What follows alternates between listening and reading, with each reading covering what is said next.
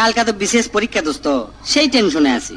বিশেষটা যদি না পাই, এলাকার লোকজন যে কত কথা শোনাবি রে, শরমে তো আমি মানুষকে মুখ দেখান পারবো না।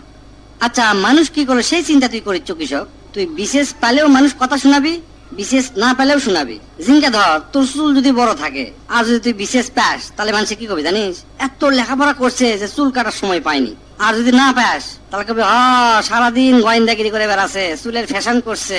আবার মনে কর তোর একটা গার্লফ্রেন্ড আছে, তুই বিশেষ পাসু, তখন মানুষে কবি পুরুষের সফলতার পিছনে একজন নারী থাকে। আর যদি বিশেষ না পাস, তাহলে কবি প্রতিদিন দেখি এরা বেড়ে চকলে ঘুরে বেড়ায়, আড্ডা দেয়, পড়বি কখনোই? উনি কি বিশেষ পাবি? তাই মানুষে তো কথা শোনাবি, বুঝছো? মনে কর তুই জোরে জোরে নিঃশ্বাস লেস, বিশেষ পাসু, তখন কবি দেখছো জোরে জোরে নিঃশ্বাস লাই লিয়ে মেলাগুলা পরে এক নিঃশ্বাসে, ওই জন্য বিশেষ পাসে। আর যদি না পাস, তাহলে কবি ওই তো সারাদিন নিঃশ্বাসই লাই, নিঃশ্বাস নিতে নিতেই ওর দিন পার, ওই পড়বি কখন? তাই করছি, মানুষের কথা শোনার দরকার নাই, তোর কাম তুই করে যা। বন্ধুরা, মাকে ভালোবাসলে পেজটি ফলো করুন।